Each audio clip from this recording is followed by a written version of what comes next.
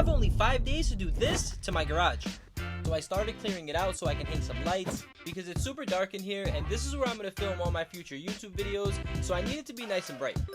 And I really wanted to build my own custom cabinets because I feel like they're more high quality and less expensive to build.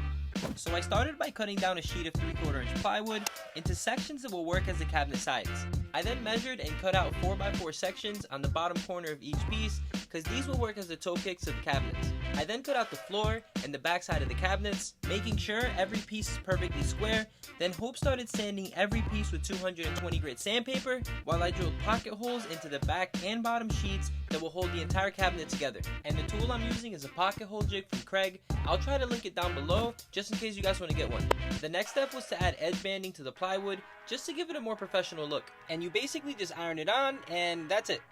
But the next step was to put the cabinets together, so we first screwed in the bottom piece that will work as the floor of the cabinet. Then screwed in the back side, making sure everything stays nice and square. Flipped it around and added a piece for the toe kick.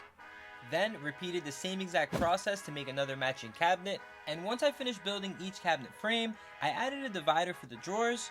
I then started to build the drawers, and I made them 7 inches deep and cut a groove into the lower portion. I glued and nailed on them together, then slid the 1/4 inch plywood into the grooves, which made the bottom of the drawers. I then installed the last piece and made sure the drawer was perfectly square, because if not, the drawer won't slide in and out of the cabinet smoothly. It was finally time to install the drawer slides, which was pretty straightforward to do, but incredibly easy to mess up if you don't take your time. But at the bottom of this video, there's a button that says subscribe. Click it, because it really helps us continue to make videos like this for you guys. And plus, we really want to hit 300,000 subscribers by the end of the year. But now that we have the cabinet drawers installed, I added a couple layers of polyurethane to the inside of them to make it a little easier to clean. But then my wife came up with the idea of adding dividers to help keep things a little more organized, which was a great idea because I'm not the most organized person in the world. The next step was to cut the countertop to size before staining it. And we chose poly plus stain because it adds a protective layer while staining it, basically killing 2 birds with 1 stone. But now that the cabinets are put together, it's finally time to paint them. But we really didn't want to use a roller, so we picked up a cheap spray gun from Harbor Freight and started by adding a layer of Kills primer to the entire thing. And I've learned that the best way to do this is to dilute the primer with a little bit of water to thin it out and allow the primer to flow through the spray gun much easier.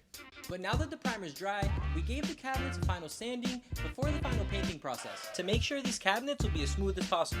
We went with a light gray color for the cabinets and chose to get a little more expensive paint from Sherwin-Williams because I'll be doing a lot of work around these cabinets and I want the paint to be as durable as possible. But after spending 2.5 days painting these cabinets, it was finally time to put them together and see how they look. I picked up soft close adjustable hinges for the bottom doors and soft close drawer slides for the top. For the hardware, I went with matte black poles that I found on Amazon for 25 bucks, then drilled some pocket holes and installed the countertop. Then finally, my Armor Epoxy was delivered and it was officially time to prep the floor. So we swept and used the leaf blower to get the floor as clean as possible. I then rinsed the floor and used an acid etch solution that the kit came with, then scrubbed the crap out of it to make sure the floor will be as clean as possible so the epoxy can stick to it properly. I then rinsed the floor really well to get rid of any remaining acid etch solution, and finally let the floor dry for 24 hours before installing the epoxy.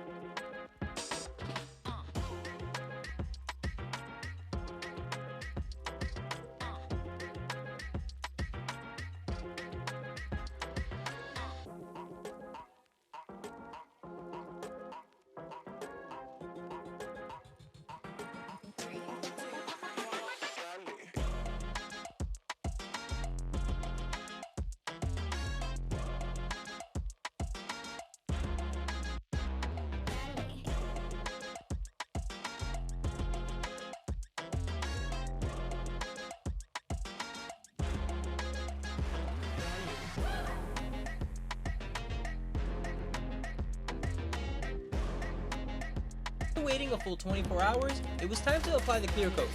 I added non-slip powder to the clear coat and used the entire gallon, then waited another 24 hours to finally bring everything back into the garage. And it felt so nice to finally bring everything together that we've been working so hard for.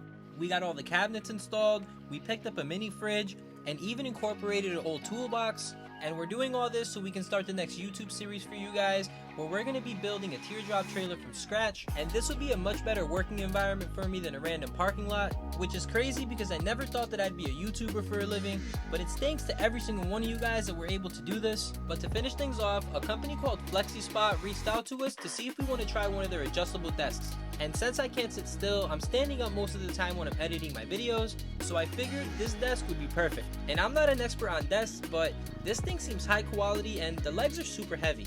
What's really cool about this desk is that it can go from sit to stand mode in less than 5 seconds, and it also has a memory function where you can save a specific height that you want, which is also pretty cool. It also has a USB port if you want to charge your phone, and I was honestly really surprised with how sturdy this desk is when it's in full up position. If you guys want one, I'm going to put a link down in the description along with the coupon code. And thank you FlexiSpot for sending over this desk. It'll definitely be put to use.